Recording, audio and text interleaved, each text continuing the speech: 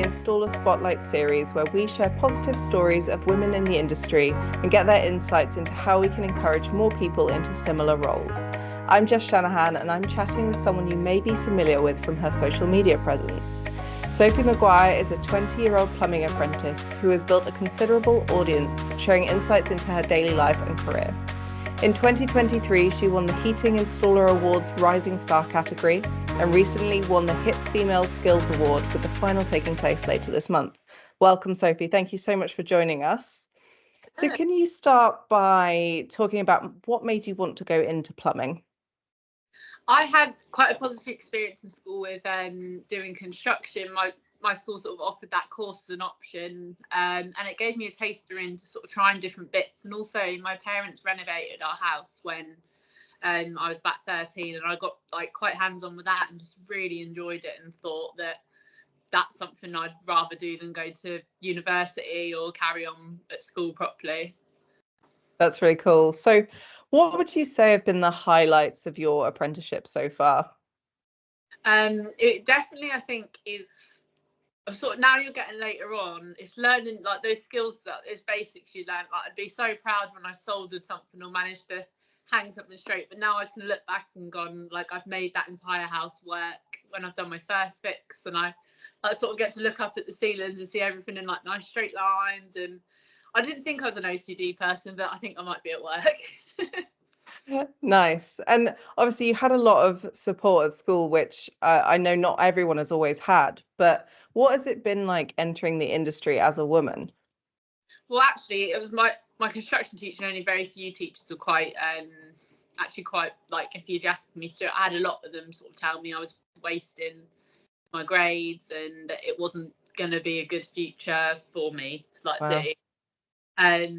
But I think coming in firstly was like a massive shock. Like, in my construction class, I thought there'd been a few girls, because like I'd sort of joined with one of my mates and thought that there was going to be a few of us girls doing it, and actually we got split into different classes and we were both the only girls in each of our class. And that was sort of the first bit of seeing like, maybe this isn't a common thing. And especially when I went out onto site, of having that, like, when you walk on, like, you feel like the eyes are burning in the back of your head, because you've got no one's ever seen a female on site, let alone like a female or something. Yeah, absolutely. So on top of all of that, would you say that there are other challenges as well still facing women who are thinking about coming into this industry? Definitely. Like, I was quite thankful with the person I got put with at the company I was at originally. He was really good at teaching me and like very like patient, and he helped me find ways around that. But now I've managed, like, doing it for 3 years now, and I can hang and lift the same amount of stuff as the bloke next to me. When I started being a 16-year-old girl fresh out of school, it's, you've never lifted anything in your life. So I think that was like one of the like the physical sort of, and actually just being tired all the time, because it's a physically like demanding job. But I think like as well, it was quite difficult within also like welfare facilities within sites. That was one thing that really put me off. I'd have to go home sometimes to go to the toilet, or there's nowhere to wash my hands, or I've had to use a bucket, like, or Wow. or the skill of, well, not really much of a skill of trying to hold it all day. But it was difficult. It's things that you don't think in the 21st century you'd have, and then those like classic sort of sexist scenarios that you hear about actually still happen now. Yeah, absolutely. So what advice would you give to any woman who is looking to work in the industry? I think I wish I had someone tell me this, but just, if there is something wrong, you just say it, because that's such a thing of like, it's sort of drilled into you at school as you like follow what everyone else is doing. But there is no problem in speaking your mind, or if something's not right, sort of telling the right people. And also just being quite like resilient, because you're gonna have like challenges and how people treat you, or things that have happened. Like, I've had some like horrendous things happen, and that you shouldn't have to experience just going to work, but it's having that like sort of resilience to go through that. And then I think the third thing I'd always say is just positivity, because there is really rubbish days. There's days you hate your job. Like, I don't know how many times I've gone on, like, I'm going to pack it in now, I'm not doing it anymore. And because like the days can be long, cold, but it's remembering those nicer days, especially now it's getting summer, it does make it a bit easier. Yeah. But it's remembering that you have to have those tough days at the start, because later on it gets a lot better. Yeah, and it's obviously quite easy to talk about the challenges that women face within this industry, and resilience has come up a lot in these interviews. What are the opportunities for women in the industry?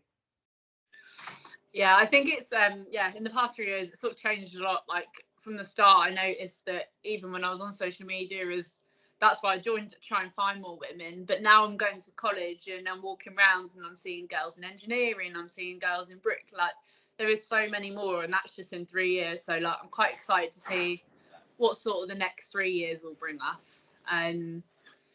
But as well, there's a lot more actual employers are trying to support that now as well. Because I remember when I started, it was trying to find like someone who wanted to take on a young person, let alone a young girl, like having people say no to your face because of it.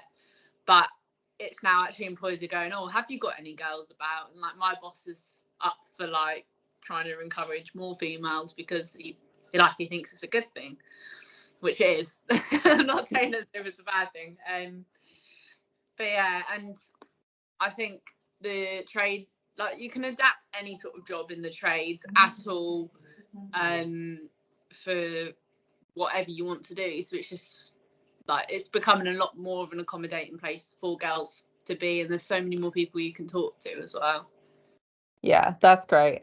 So you mentioned social media, and this is something I wanted to talk with you about, because you create such good content, and you're obviously reaching people and it's resonating. How important would you say that visibility is to other women who are looking to come into the industry or build a career in the industry?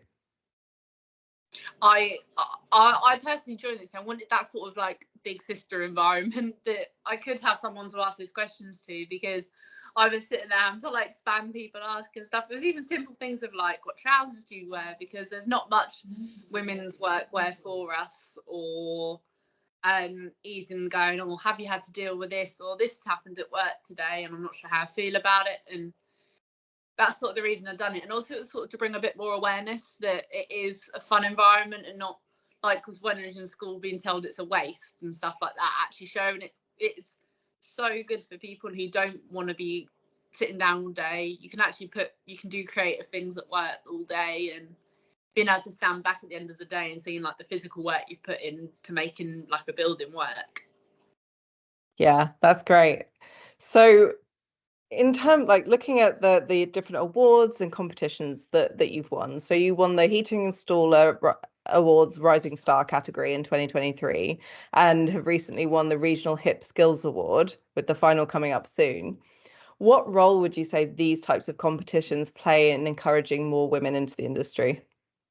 I think it has a big play on the fact that it gives more awareness. It gives those brands the chance to invest in some girls to be able to show that they do support them. And it's nice for actually other girls to come together, because I think that's one of the main things that I liked about that hip competition, was that I've never worked with another woman ever. So it was so nice being in an environment where like it was just calm, kind of, after like everyone was really nervous, but it created that nice environment that I wish you could see more every day in the workplace. And also it gives you that little thing of like, you never know if you're doing well or not at your job and things like that. So when you get to sort of do these competitions, it sort of proves to yourself as well that you can do things, especially with that, like the heat installer one was very like, it was tough in your like head, because you were writing out like technical challenges, and was really testing that sort of knowledge. And then when I'd done the hip one, that was all sort of, can you pipe bend certain angles and things like that. And it was actually being able to look back and go, oh, actually do that. And yeah. That's really cool. That's a great confidence boost as well, isn't it? When I know that a lot of women, and myself included, struggle with a bit of imposter syndrome. Doesn't matter what industry we're in. Yeah. It's so nice to be able to go into something and showcase our skills, because it's a reminder to us as well as to other people of just how much we've learned and how good we are at what we do. So Yeah. I just want to finish on one final question. Were there any resources or people who played a pivotal role in your career so far?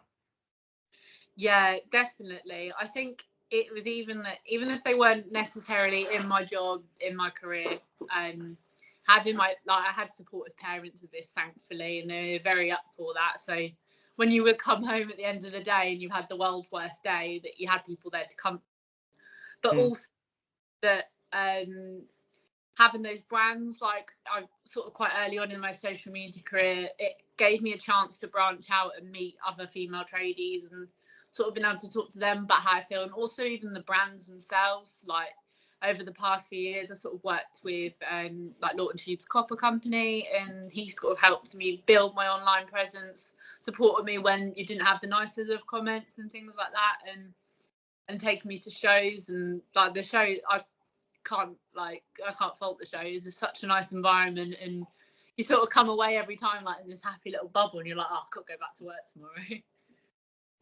Yeah, absolutely. I'm sure that's relatable to a lot of people who are watching this. Thank you so much for your time. Thank you to everyone watching as well. I hope you'll be able to join us on the 27th of June at the Installer Show, where we'll be speaking to all of our wonderful Spotlight guests in a special panel session. See you there.